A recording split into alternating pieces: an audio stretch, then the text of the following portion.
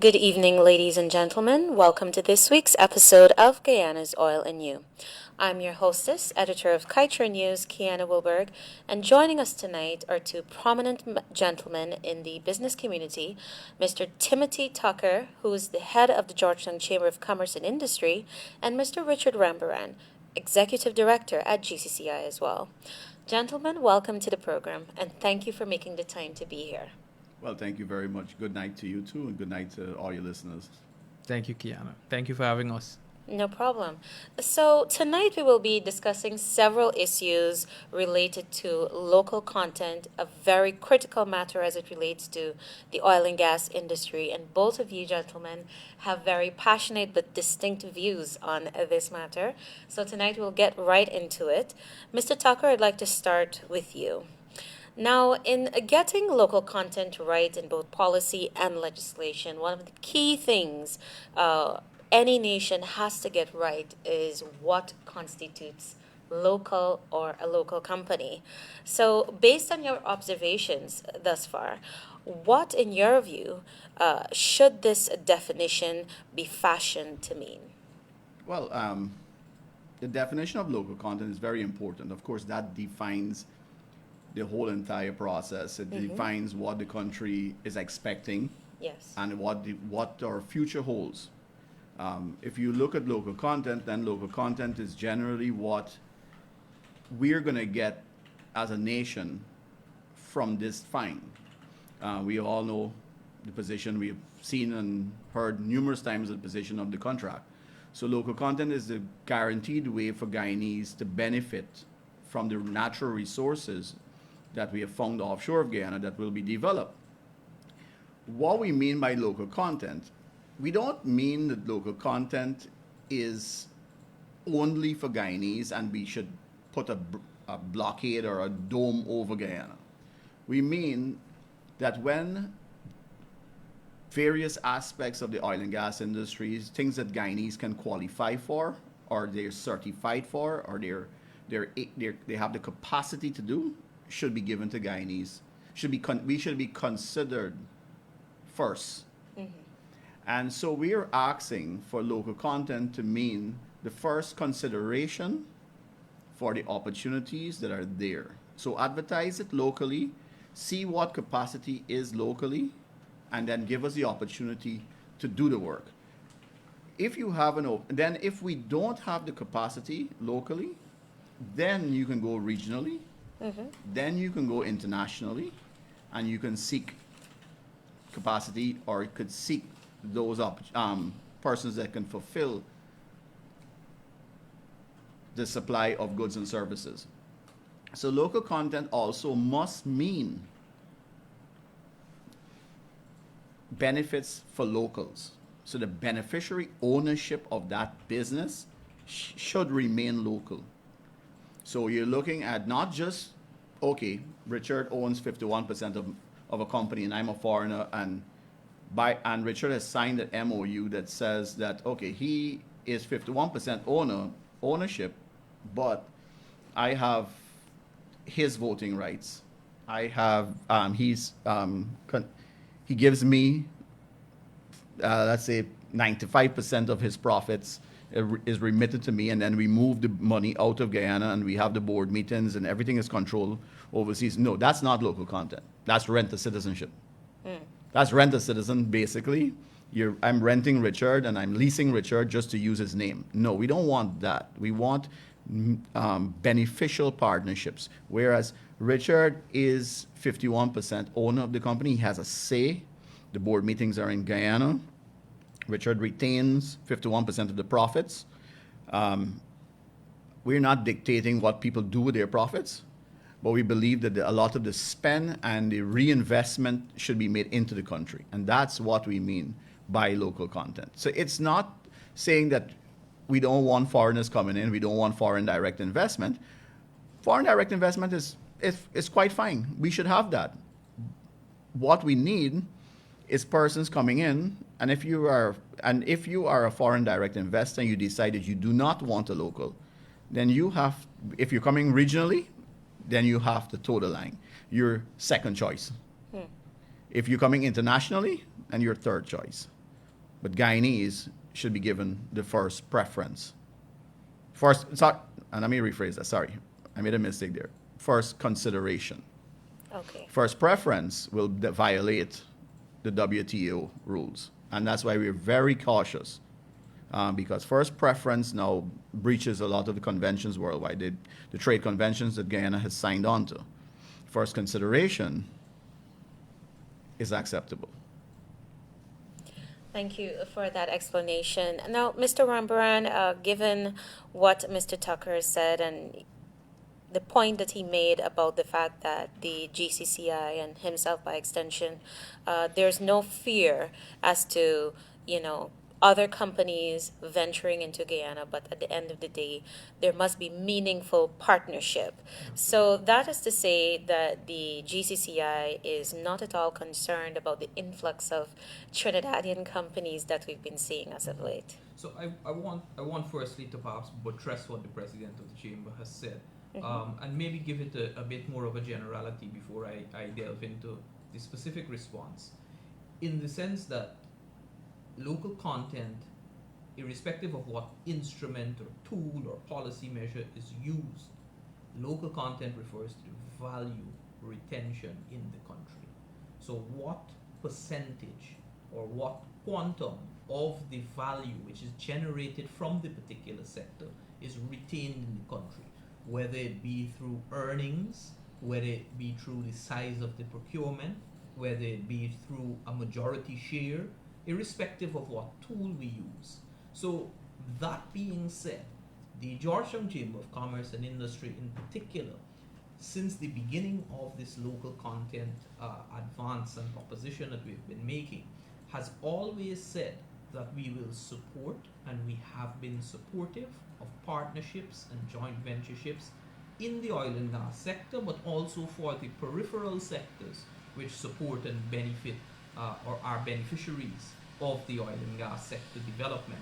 So that in itself has been demonstrated through the actions of the Chamber of Commerce, where we have actually fielded trade missions to other oil and gas producing countries, more mature economies, more mature oil and gas sectors, where we can see where they are, we can benefit from what they have learned over time.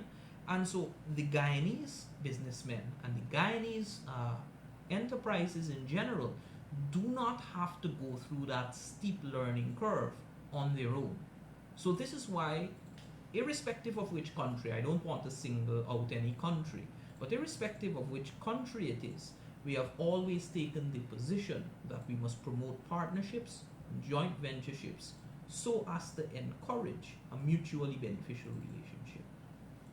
So, just to get back to the question, we have seen that a number of Trinidadian companies have been coming to these shores. We had Rams Logistics in the beginning, and we're seeing quite a few others in various aspects as it relates to healthcare, safety, and the environment, etc., coming to these shores, setting up operations. Are you saying, given your position, that Guyanese should be partners with these companies that have years of experience? Is that what you're proposing? Yes, so Kiana, essentially there are fields where Guyanese do not have, and very flatly just do not have the experience or the exposure within an international business sense. Therefore, it would be more beneficial for a Guyanese company to be able to partner with someone as opposed to being locked out of an industry completely. And what I mean by that is that you're in a situation where an ideal or an optimum outcome would have been a Guyanese company. If you were looking at it with the lens of local content and economic development, you would have wanted a local company, for example, to be the maximum owner, to be the person who is controlling. But in the absence of being able to reach that optimal condition, you utilize the second best option, which is partnering with someone. So for example, we may not have in Guyana the ability to do complex subsea engineering processes, but we will have Guyanese persons who are skilled. We will have Guyanese persons who understand logistics, who understand the administrative process, who understand how to navigate the landscape, who understand how to put together plans, move through the local institutions. Now, those are other components of business that are very important. Those are skills which Guyanese enterprises and Guyanese businessmen have, which, for example, a company now entering to Guyana may not have that degree of expertise, and therefore it ought to be and obviously will be a mutually beneficial relationship. So I track back to say that yes, this is the reason why the Georgetown Chamber of Commerce and Industry in particular has always encouraged joint ventureships and partnerships. We have, since the beginning of this fight, if you want to call it a fight, but we have been since the beginning recognized or in recognition and cognizant of the fact that we do not have extraordinary technical expertise as opposed to other countries. So relatively we're at a disadvantage, and the way that we go about ensuring maximum in-country retention of value is through joint ventureships and through partnerships. So irrespective of the country, that is the modus operandi and the rubric which we have always promoted. Thank you for that. Now, Mr. Tucker, in the past few weeks, we've seen GCCI reignite its call for a local content policy and the requisite legislation in place. Can you say what are some of the observations in the sector from your members that prompted GCCI to come forward once again with this call? And are you disappointed that it has taken so long for us to get off the ground with the legislation? All right, so your last part of your question first, yes. We are disappointed that it's taking this long, but we understand the need to get it right. So even though the government has, we're disappointed that it's taken so long, we understand that the government is in a position where it's trying to make sure that they get it right. But the GCCI's position is, if we are able to implement it, we don't see it as a one-off, put a law in place and leave it and let it grow. We think that that there must be a national or a local content commission. Local content commission will make sure that it's a living, breathing legislation, and that commission looks at the local content, because of course with a local content legislation there has to be penalties, there have to be an oversight of the industry to make sure that those who are operating within the industry, right, are doing what the legislation says that they should be doing. They're reaching the targets, they're employing Guyanese, they're procuring locally, right, and they're engaging Guyanese, and that retention of the finances is done locally. And all those things need to be measured, but it just don't need to be measured and rest in a place where nobody's going to find it. It needs a commission to constantly and on a daily basis analyze the data that's coming in from the industry, making sure that those companies that are operating in the industry they're adhering to the laws that we put in place. So that will by itself guide the industry. We will know where we don't have capacity. We will know where we have capacity, and we can adjust the targets to suit what we have and what we don't have. And that is a living, breathing commission that can do those things. So that is what the GCCI has been advocating for. A local content policy or local content legislation, but also a local content commission that looks over the input of the legislation. And so that's the latter part of your question. I think the first part of your question... what were some of the main observations or complaints, rather, that prompted the calls that you've been making recently? Right. So the GCCI has received several complaints. We've had complaints that companies coming into the country that basically are being chosen above Guyanese, and Guyanese have the capabilities of providing that service, as simple as trucking, transportation, logistics, ship chandlery, custom brokerage, immigration clearances, and the list goes on. Recruitment. The list is very long. Excuse me if I can't remember every part of it. Also, we're looking at, we receive complaints about not being local companies not being aware of the opportunities that exist in the oil and gas sector. So you have situations where companies come into the country, and it's no fault of the operator.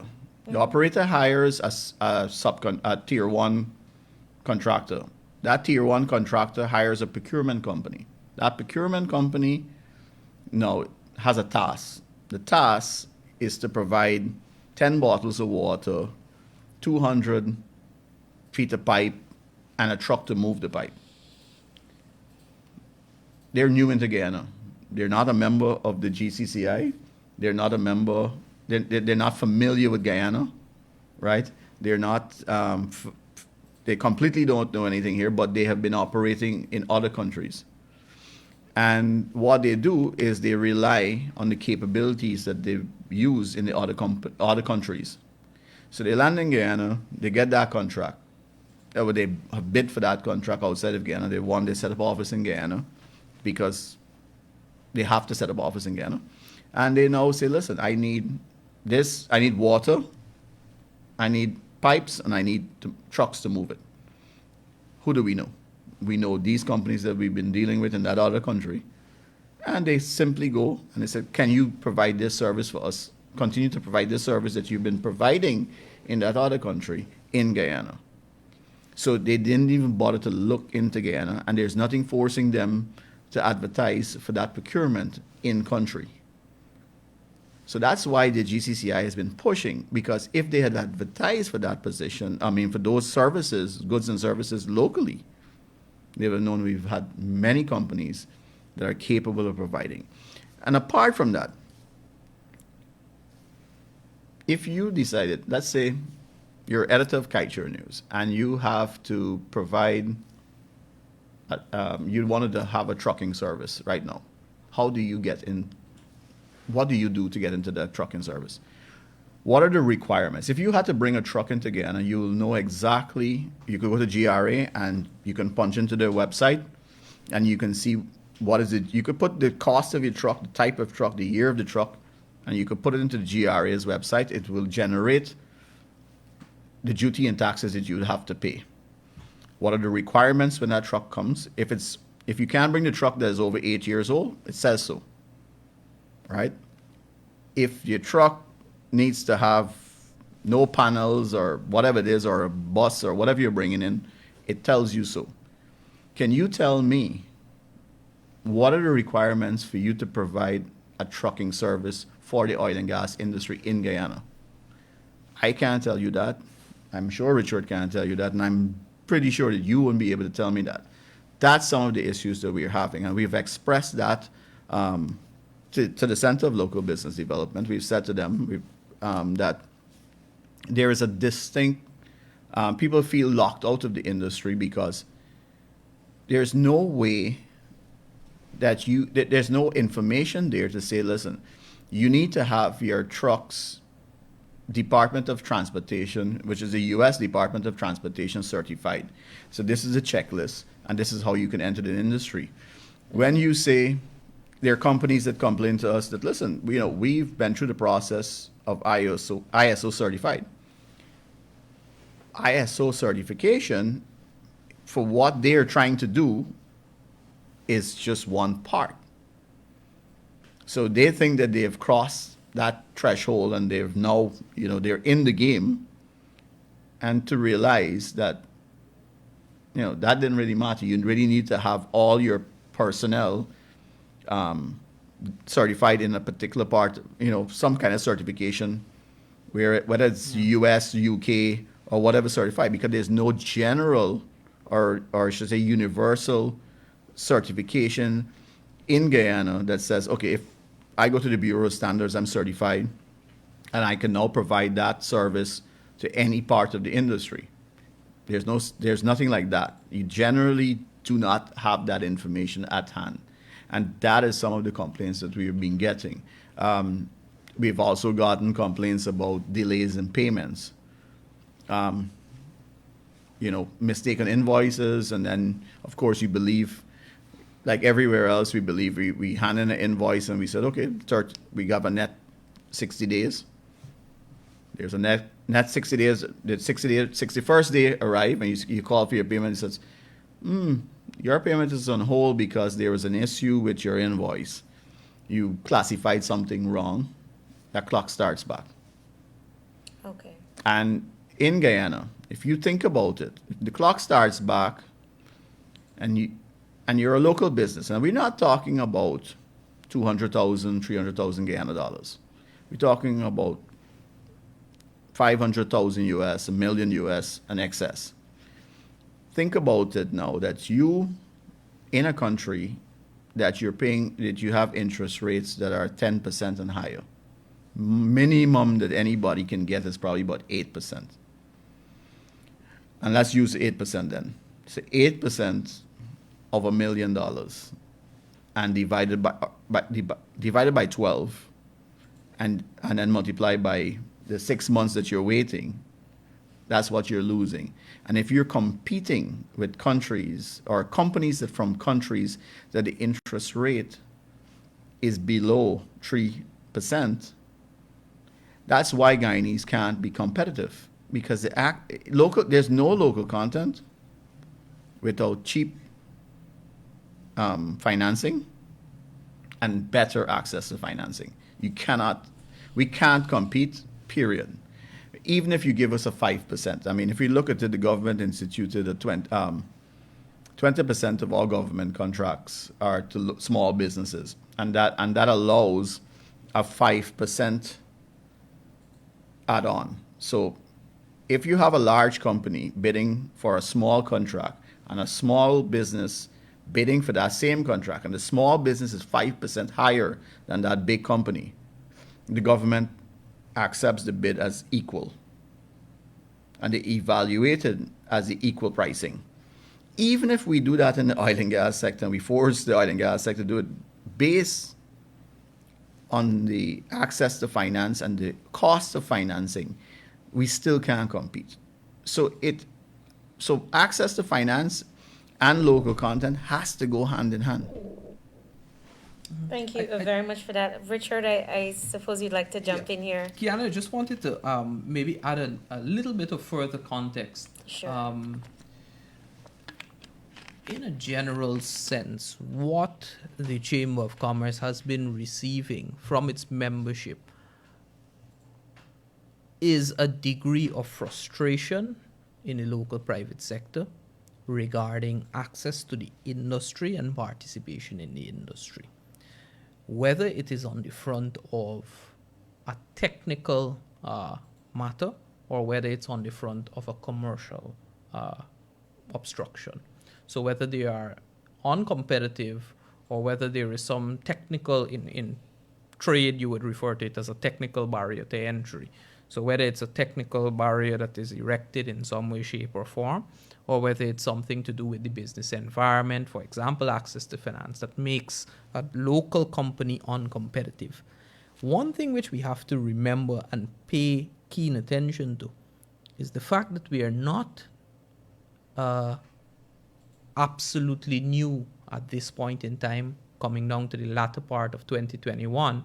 We're not absolutely new any longer to the oil and gas game.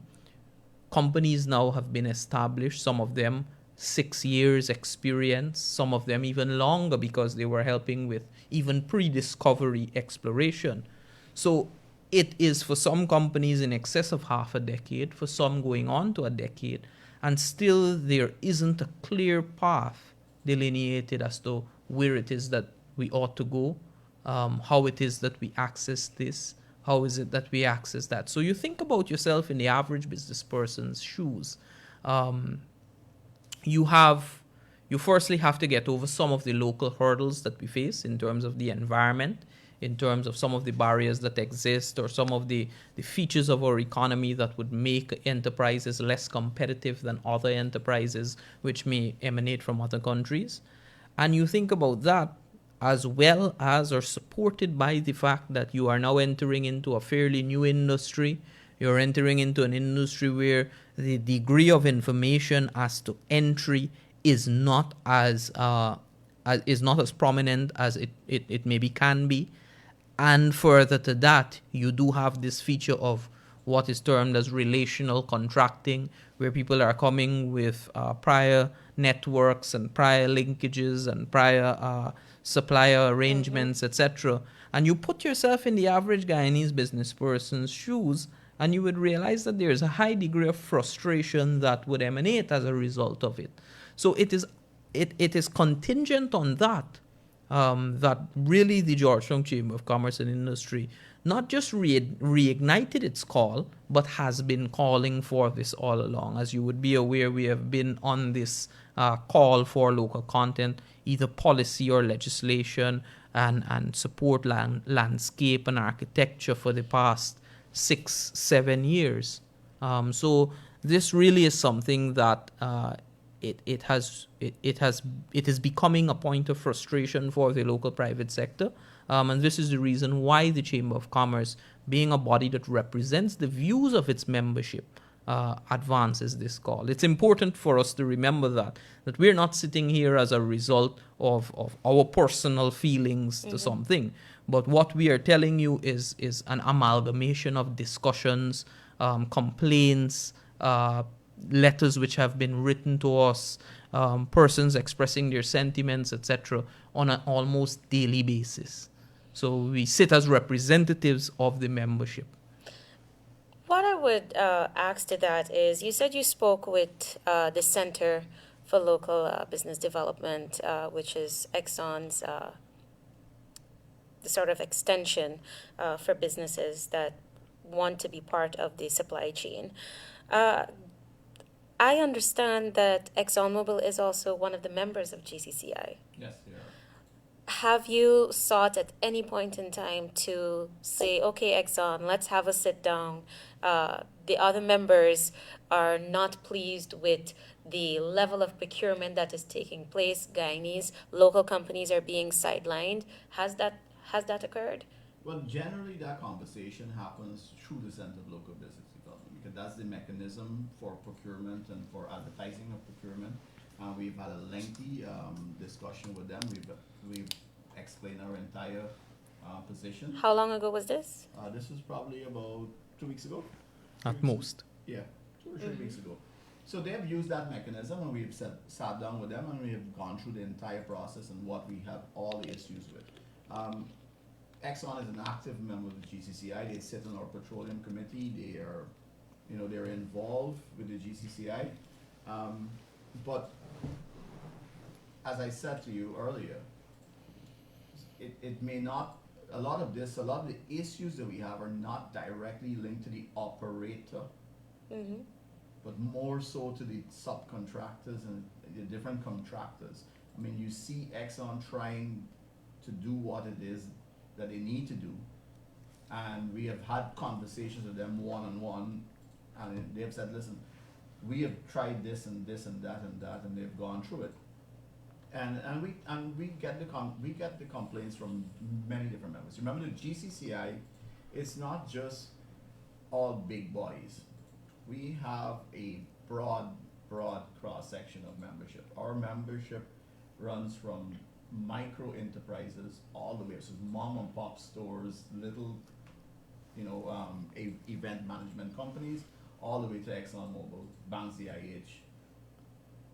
Right up at the top. So we're actually, this month we're going to cross 500 members. So organization that size, right? 500 members in a small country. It's a lot of members, a lot of business support that we offer. So we get various views from everybody. the dispensation of our membership, it's basically, 20 something percent. The category one, which is basically the highest category A membership, is around 23%. Yeah. Right? Whereas that middle sector is 26 and 20 and probably 24, right? And then the bottom the micro businesses is low. I am a small business owner, so I can tell you that there's issues, and the issues that I would come across is not me operating with Exxon, it's me operating maybe with one of their subcontractors. But this is not the first time GCCI would have been speaking about these very issues. If memory serves me right, you guys have been speaking about these very matters even up to last year. GCCI has been speaking about these issues, and GCCI has been chasing down local content for. I mean, Richard is now serving as third president. So this is a situation. That's why he's so familiar. Because if you could remember, I think Richard wrote the first. Richard and our president, when it was Deodat Indar, had wrote the first local content policy and submitted to government before the government had even attempted to write a local content policy. So the idea is that we understand that there is a desperate need for a legislation at this point. And we've gone past policy. Mm-hmm. We've totally gone past policy. We need legislation at this point in time. The legislation ensures, think about it this way. If Kaiser News had to look at every delivery person, every person that delivers newspapers for you, and you had to make sure that they deliver papers in the proper manner in which you would like it to be done, that would be a very tedious job. And I don't expect Exxon to look at every single subcontractor to make sure. You could imagine how tedious it is when they also have to look after their responsibilities as a global company, right? So it is there that we are at a point where we can't put all the blame at the foot of Exxon, right? When as a country, we can put the policy or the legislation in place that makes sure that everybody that works for Exxon is doing the right thing, or they will pay the penalty. And that is what is needed. Because we cannot look at the police, look at the laws of Guyana. We put all the burden on the police force. We have to be able, as citizens of the country, to adhere to the laws of the country. And that is what needs to be done. And the police is just the enforcer of the laws of the country. And that's why we need a new law called Local Content Legislation Bill. Okay. So based on the feedback that you've received from your members, there is a dissatisfaction with the manner in which award of contracts are being handed out, particularly by the subcontractors to locals versus foreigners. It's generally, yes. We believe that there are local contractors that can qualify. Those local contractors have a large amount of, they have the capacity to perform. Some of them have been employed, and they've been getting the minimum amount of work. Mm-hmm. Where there are other persons that are in here that are getting more work. And if you look at it, right, it's a situation where you have and as Richard alluded to earlier, and I did myself, is that you have a situation where familiarity in the industry is creating a preference over locals. So because... Have you looked at the numbers, though, for that? In terms of your membership, to say, well, okay, from 2020, we have complaints of 50 companies, of our companies being our members being sidelined when they have the capacity in comparison to foreigners. And now in 2021, we've seen the complaints grow from 50 to 150 or 120. Have you sit down and really look at the numbers? We have not sat down and looked at the numbers in terms of comparison from that year to this year in terms of the complaints. What we have seen is whenever the GC, and the complaints always increase when we are vocal. So we may receive 10 complaints and we become vocal, and then we receive 30 more. And that is generally the pattern. I mean, we know, we live in Guyana. Nobody complains about the neighbor's dog until one person complains about the neighbor's dog. And that's generally how Guyanese operate. And I think at this point in time, we have to understand, and we have to look at it as a society, that we cannot just be a society of complainers, right? There's one complaint that we need to make, which is we need a local content legislation in place with clear definitions on how Guyanese are to benefit. Okay. The second thing that we need to do is to build capacity locally to make sure that we reap the benefits of that local content legislation when it's put in place. And we don't have to wait till the local content legislation, but we need to start building it now. We have to realize that we're in an oil and gas era. Last year, we saw oil at about $20, $25 a barrel, right? And the world thought that oil is a thing of the past. We are presently at $80, $85 a barrel.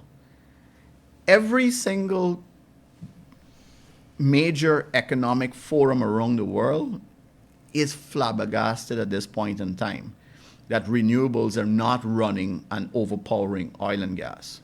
Oil and gas has made a resurgence because most of the companies, major oil companies around the world, have realized that, okay, they need to diversify and go into renewables, and they've cut production.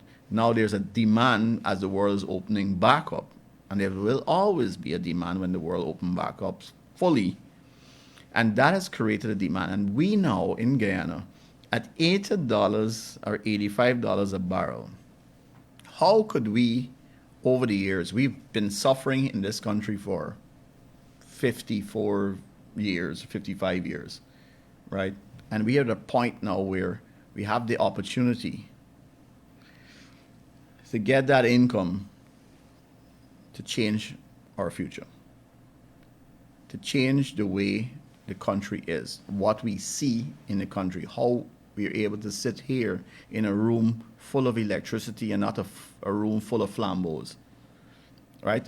We have to realize that at some point in time, we have to use what God has given us to create a future that we can give to our children. And if we don't realize that and we don't reap the benefits and the opportunities that are in front of us and take advantage of and ensure that we as Guyanese benefit and we don't end up with an empty hole in the ground and we haven't gotten nothing from it, then we are in a sad place. You have to take the opportunities, what are in front of you, all of it. And we have to use what we have gained and what we've gotten to develop our country. And we cannot just develop an oil and gas nation. We have to develop a nation. We have to develop all industries. We have to get proper roads, proper infrastructure, better electricity, cheaper electricity. The private sector for years, for decades, has been begging for cheaper electricity. There is nothing, absolutely nothing that you can say to the private sector that will say, we don't want cheaper electricity. We need cheap electricity. That's what's going to reduce the cost of everything. It's interesting that you said that we need to build not just an oil and gas economy, it needs to be diversified. And this brings me to the next aspect of the discussion this evening, and it has to do with the draft schedule that was sent out to the business community and other industry stakeholders. That first schedule of the draft Local Content Act has about 150 areas for Guyanese to participate, and there's sliding targets. The government is proposing a number of areas for Guyanese to have an increased level of participation, and majority you see 90% to 100% within 10 years for oil companies, oil contractors, and their subcontractors. So, with over 150 areas for local participation and a population that has just about 700,000 people, do you think those targets are practical? Mr. Rambarran, I'd like to start with you. Sure. Yeah, so it's 153 services or subsectors that they have referred to. Now, one thing to remember about the oil and gas sector is that it is not one that is labor intensive in particular. It is one that is capital intensive. Therefore, by logical extension, it is not in so much as the population will determine whether we can do it or not, but it is the conditions around access to capital, conditions around enterprise, conditions around competitiveness. Those are the conditions which will really determine whether or not we are able to capitalize or utilize those opportunities which are given. So absolutely, it is not one where we have to only view the construct as regards labor. And of course, you, Kiana, yourself, you would have written a very nice op-ed on the IOM work, which I was a part of producing the report, where even if we take all of the persons in Guyana who are unemployed, informally employed, underemployed, and we forecast what the demand for labor is in the medium term, even if we take all of those persons, it still will not reach that capacity. So certainly we are cognizant of the fact that you do need to have some degree of migrant labor to support the local industry, not and also by logical extension or more broadly, support enterprise in Guyana. So to answer your question, it is not contingent solely on the population. That, of course, plays a factor because once you have a shortage of supply, or once you have a shortage in labor supply, you obviously will drive wages up or drive salaries up, in a manner which will make the company or make the enterprise or the landscape become uncompetitive. But it is more focused on the conditions that support enterprise. And that really is what is important, especially in an industry that is capital intensive. So you do believe that the targets are practical So there once the right policies are there. So there are elements in the first schedule of the local content bill that I believe are practical. There are elements where I think that we are already there. So take, for example, Guyanese enterprises have been doing chandeliering for in terms of shipping. Guyanese companies have been doing logistics. Guyanese companies have been doing trucking and trucking by standards, industry standards, for many, many years. So some of them we are already there. And you will see, of course, the Chamber of Commerce making some of its commentary, etc., public on it. But it's important also, Kiana, for us to be able to look at some of these from an empirical standpoint. And this is where I think if there is to be some analysis of where a gap is that we should have, perhaps as a country, and this is not any indictment on anyone at this point in time, but we should have had for quite some time now as a country a firm and thorough empirical analysis of what our productive capacity is in the sectors or in the subsectors. Not just what we're doing, but based on the conditions, where it is that we can reach, where it is that we can go, what is it that we can achieve.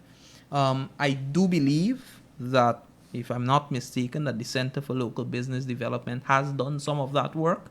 I'm not absolutely sure, but it is something that we ought to do as a country. Independently. But just to get back to the original question, you said that you believe that for some of the targets, when you reviewed it, Some we can get to, some of which we're already there. Yes. But what I'm asking is, do you believe that all of the 152 targets, and I'm not talking about the low-hanging fruit, so to say, that about trucking and cleaning and so forth.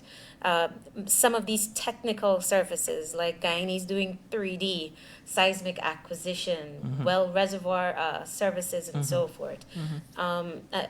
Another FPSO work, do you believe that that is practical in 10 years? So two things to note about that. One, that it's a draft bill, and those are not final numbers. And now, naturally, where we do not have a historical tendency to operate in that sector.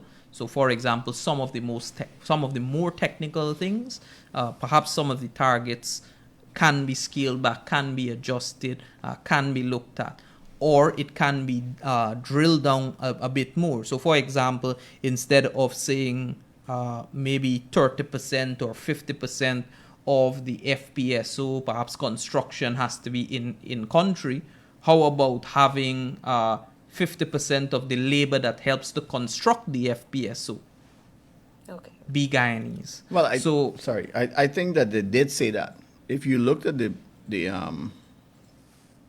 schedule, right, and you look at the end of the schedule, it said where they need labor financing, right, or different segments. So they mean when they said that they want local participation on the FPSO, they actually said labor.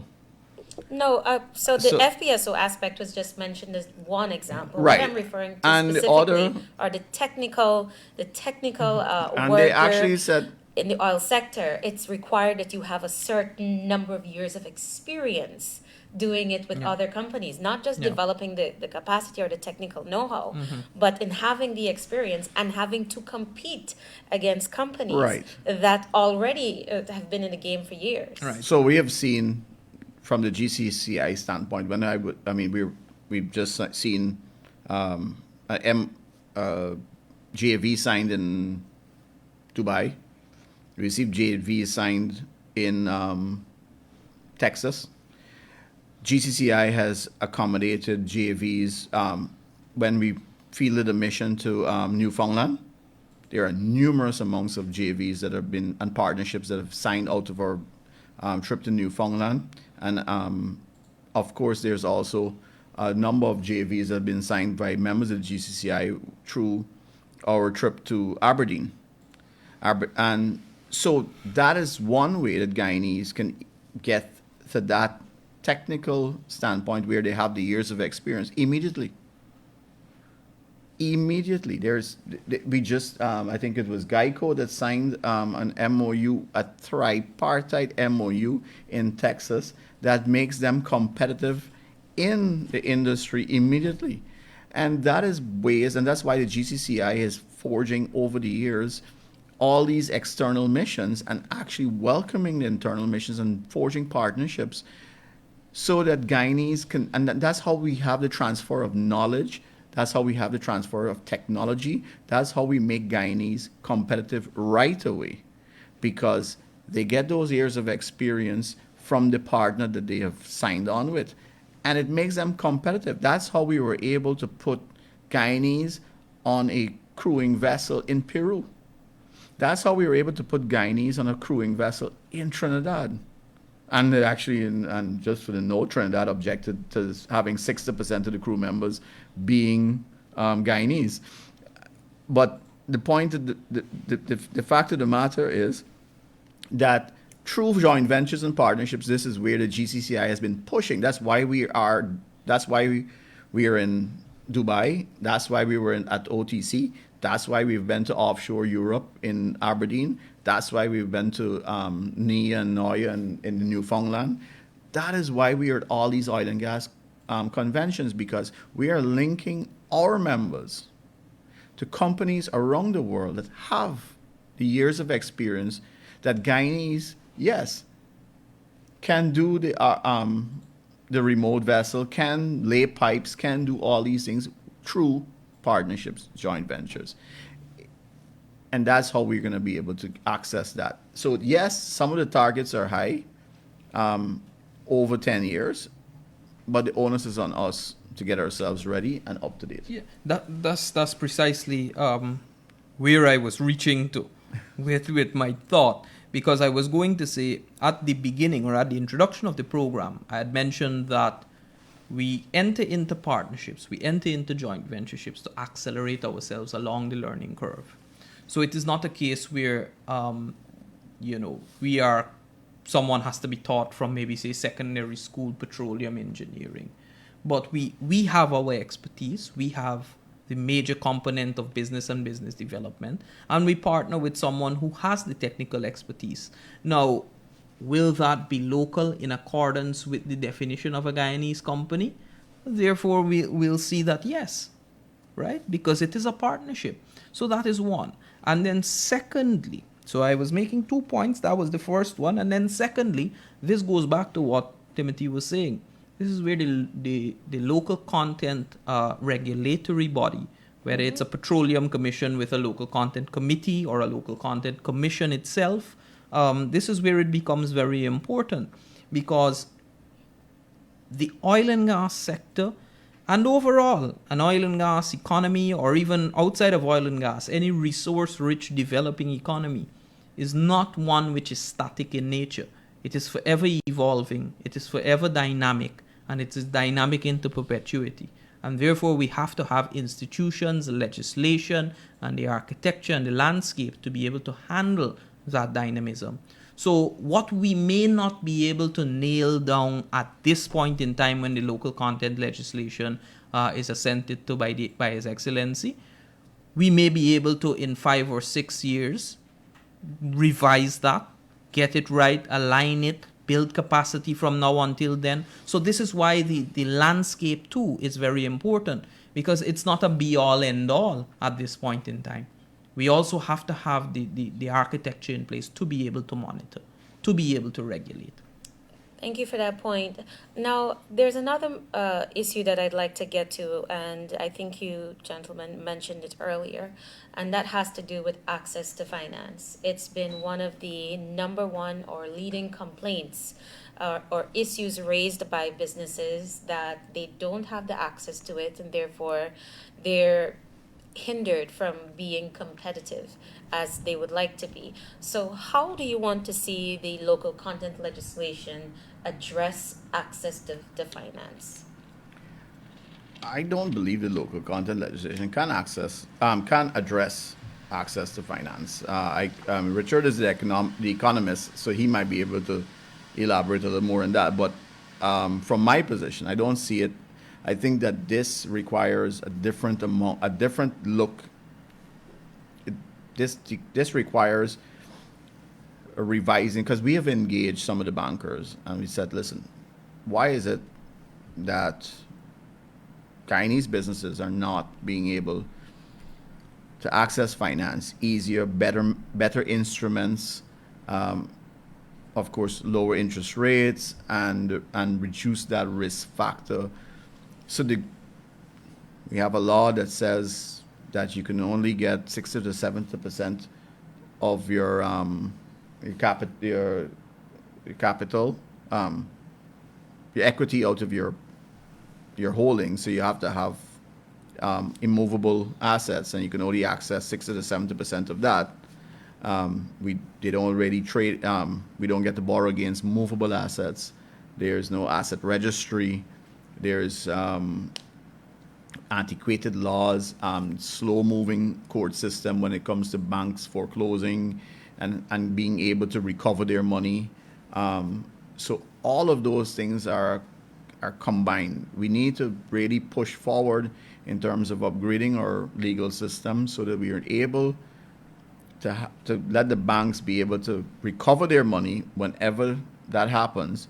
And then some of the laws that are under the Bank of Guyana needs to be updated. We need to accept, maybe create a asset registry so that whatever you have, movable or immovable assets, can be, listed underneath your value. I mean, we look at people, you see, Bill Gates worth $9 billion or whatever, 100 and something $1 billion.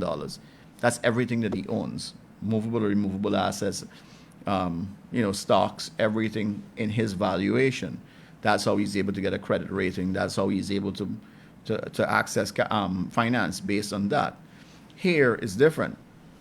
Only the immovable property that's in your name is what you can borrow against.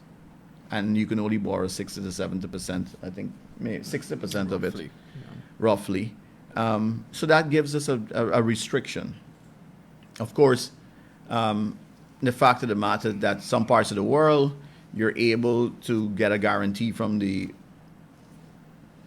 your employer or your contractor, whatever, who's employing you, so that you can say, well, I'll borrow against my existing contract so I can fulfill that contract. Some of the banks allow you to do it on government contracts if you are a large enough entity. We've not been seeing that in the oil and gas industry. So that's been very difficult, that you're not being able to borrow against your invoicing, or your receivables, or your contract. So that is some of the issues that you're seeing, and that's why you have that access to finance situation. Of course, and Guyana, our AML situation creates a different set of problems. It's a very complex and a long-winded situation here, why we don't have that access. And we really need to try our best as a country to clear those hurdles and get past those access to finance problems. As I said, Richard is the economist, and Richard might be able to give you the direct reason for it. He's more familiar with that part of the issue. But I mean, as a businessman, I'm able to give you the frontline answer. Yeah. Yes, Richard. Yeah. So Kiana, the short answer of it is that local content legislation or whatever local content instrument can't address access to finance. We in the private sector don't view local content or a local content instrument. Maybe let's just say legislation, because that's where we are now. We don't view it as being a silver bullet. Local content legislation or policy has 4 parts to it: procurement or opportunities for businesses, opportunities for local employees, transfer of technology, and accountability and transparency through penalties, etc. Those are the 4 components. But this, Kiana, raises a very important point, which is the intersection that local content, oil and gas, etc. has with the competitiveness of the economy, where barriers to competitiveness, shortfalls in the competitive environment, problems in terms of conditions of doing business. Those are those external conditions to doing business that we talk about. And then internal conditions that companies may have.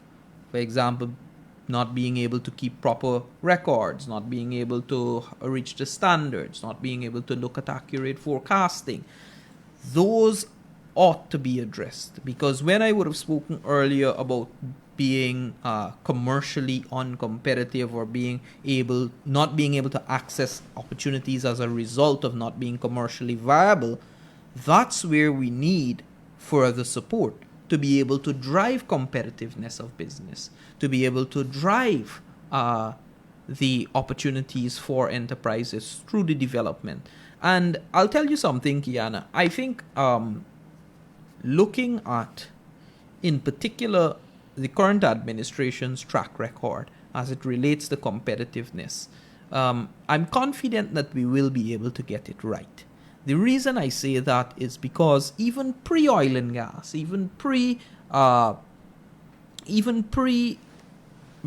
in gold prices, we would have seen the establishment of the National Competitiveness Council, the NCCC in Guyana. We would have seen the implementation of the National Competitiveness Strategy, which actually gave birth to competitive enterprises in Guyana within a regional context.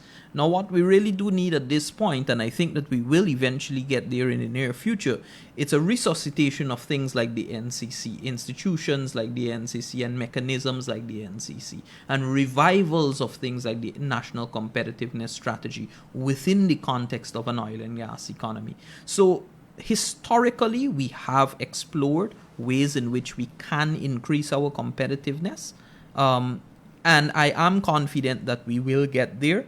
Local content itself is not a silver bullet. It is a very important instrument, but it is only one within an entire arsenal of various instruments that have to be implemented and have to be utilized for us in Guyana to be able to get it correct. And we got Thank you for that, Richard. But I just wanted to add that the reason for my even asking the question in the first place is that there are several African countries, producers, that have put provisions in place for oil companies to make contributions to a local content fund. That fund is then used to give startup companies an opportunity to access contracts if they're procurement or what's not. They're able to get part of it. Of course, there are transparent reporting requirements that they have to adhere to. And I do believe that the previous administration had made some effort to try to get a local content fund in place. That didn't go anywhere. But it was in that sense that the question was asked, because while you do have the overarching issues that need to be addressed, like the interest on finance on loans that you would take from the banks, etc., there are still some other mechanisms that can be utilized, such as the local content fund for companies that are trying to start up. I'll let Timothy take that because I know he has some innovative ideas in that regard, and then I'll perhaps answer after. There's a very important aspect that's clearly why we need more than one operator finding oil in Guyana. Because you have mentioned just now that you have multiple operators in those African countries, and that's important. When you have multiple operators, it makes it easier for things like local content, access to finance, because there are more players. When you bring more players into the country, you have a de-risking factor, right, with the access to finance. Then you can be able to say, well, put the funds together. GCCI has said, and we've tasked with doing that in terms of creating the mechanism to help small businesses. We are presently working on that forum in terms of internally investment portal and various mechanisms to try and boost the access to capital for small businesses via the private sector. I have raised that issue that you just mentioned with the government, and they've basically said the government had said that they were supportive of whatever the private sector comes up with in a mechanism that can pool money together to help startups and small and medium businesses to lift and get that access that they need. And again, when everybody we're living in a country that at this point in time we have one father, and everybody's going to that one father, right, which is ExxonMobil, for everything. And that becomes even though that they're the ones that are reaping, right? It's weird that when we have, and you know the old trick, when you're a child and you have two fathers, then you can play both of them.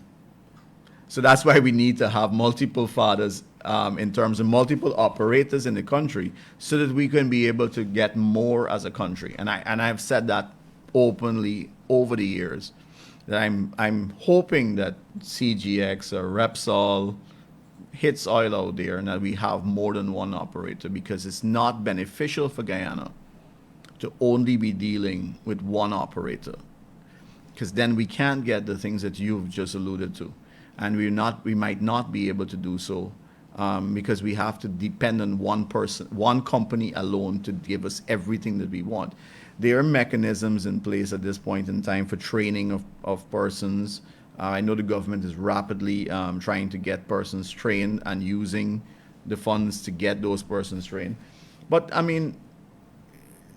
there are multiple mechanisms that need to be put in place to get that access to finance. And I don't think it's so much as startups, right? Because we have some of the banks and we have the Small Business Bureau. Well, what the businesses that really need is those businesses that are in a unique position. They're not small enough to get grant funding or a small business loan, but they're not large enough to have the the assets, they have not acquired the assets to use that asset to leverage to operate on a bigger level. And they're direct center, and those are the hardest. That's your upper small and the medium businesses. That is a unique category that has been overlooked by everyone. That is the category that really needs that help in any way possible, and that's what the GCCI has been trying to formulate that mechanism that can really help that upper small and medium businesses to really propel them to be competitive, whether it is in the oil and gas industry or whether it is in any other industry that is required. And that is where we are at this point. And we've had many different conversations, and we're working on different ideas and different plans to try and get that going. I did not know what you just told me, and I will be the first to admit it. But But just for the record as well, because this is a knowledge exchanging discourse.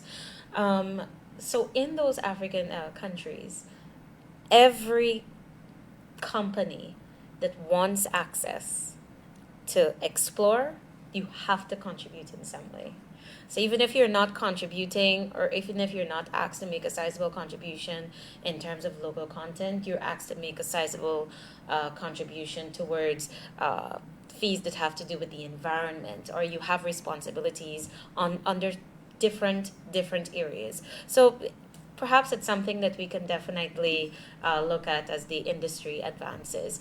But Richard, before we conclude, you wanted to share a point as well based on what Timothy has said. Well, the only point that I wanted to make is, of course, what you were speaking about a short while back, is that I do believe that mechanisms of such sort as you just described are very important. But fundamentally, I don't think that we should, as citizens of Guyana, hold or place the onus of economic development of this country on a single private sector enterprise, whether it be an IOC, etc.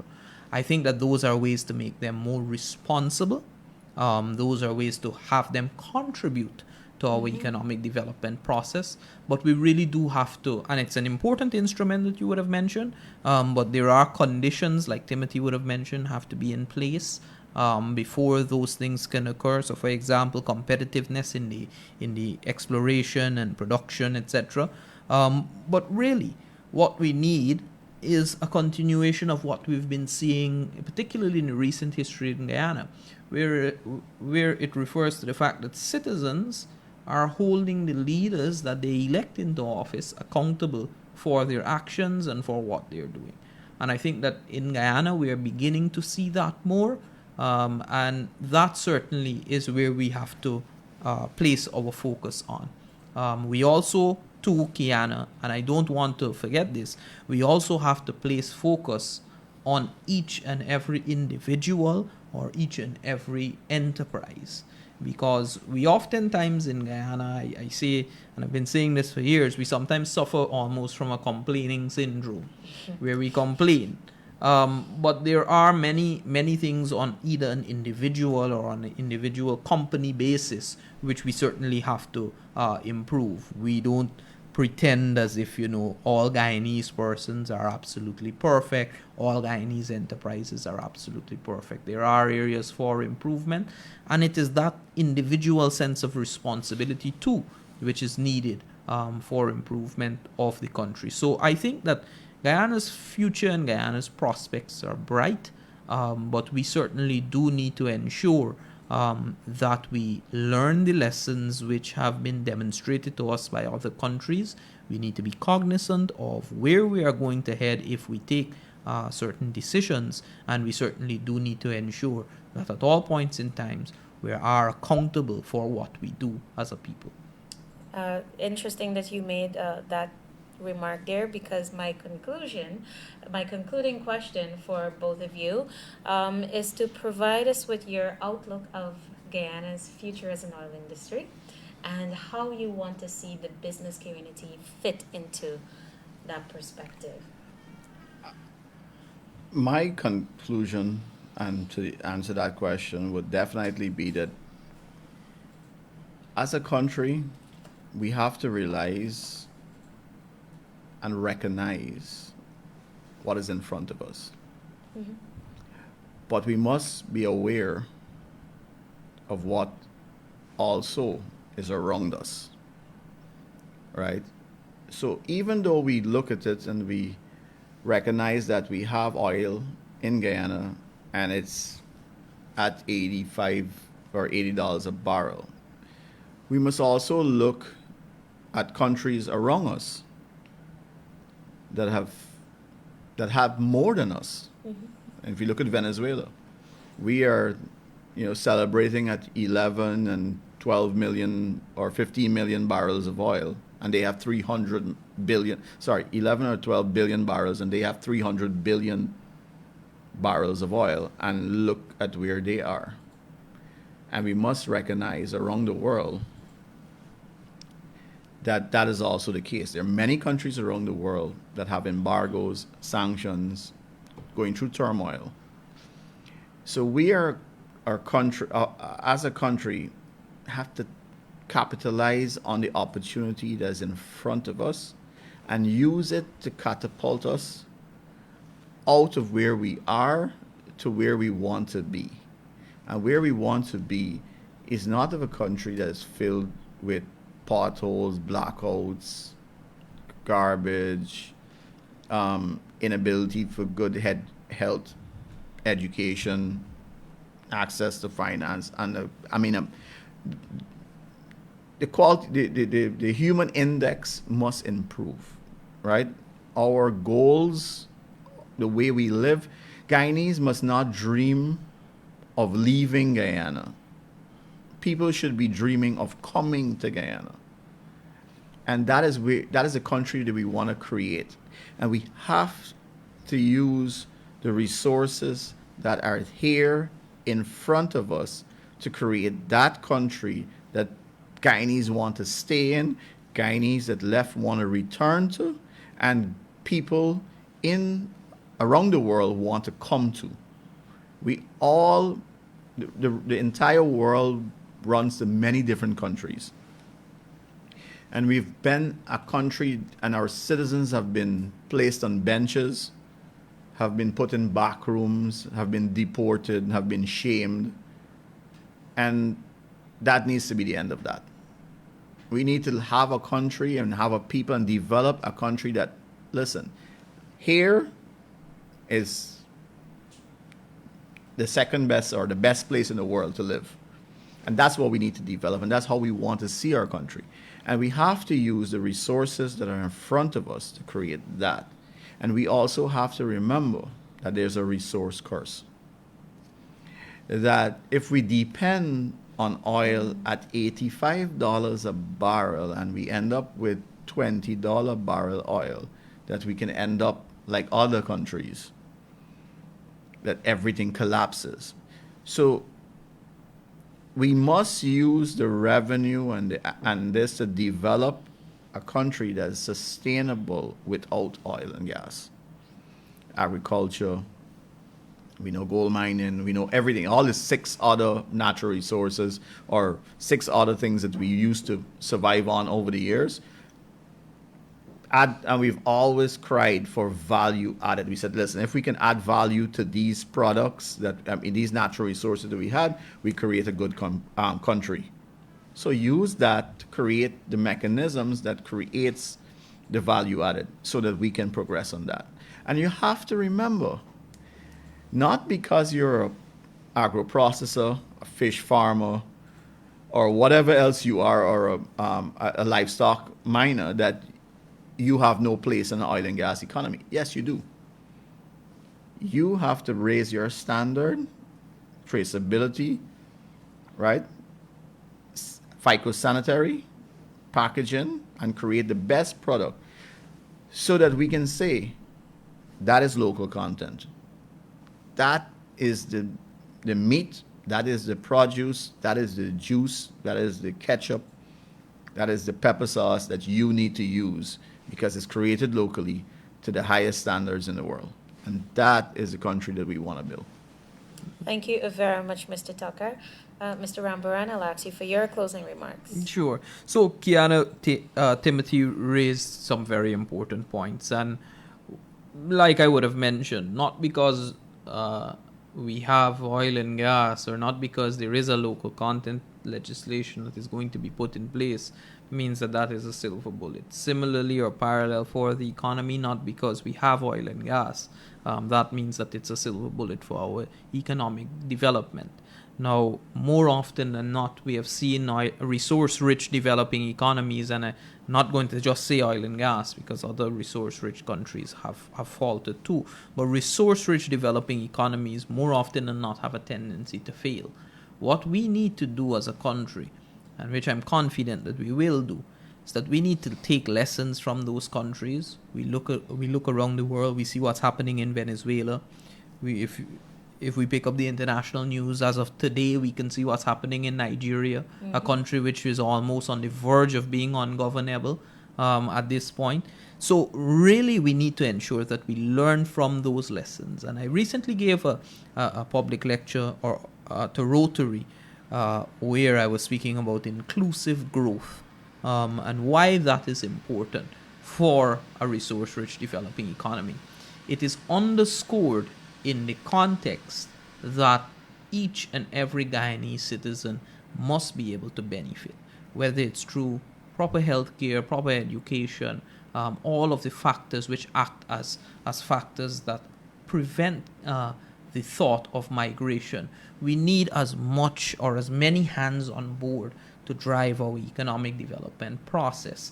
And really, one of the things I think from a development perspective is that we need to continue to see what we've been seeing so far, which is that the private sector takes a lead role in development, with the government of the day or governments of the day providing that enabling environment, supporting legislation, supportive infrastructure, etc.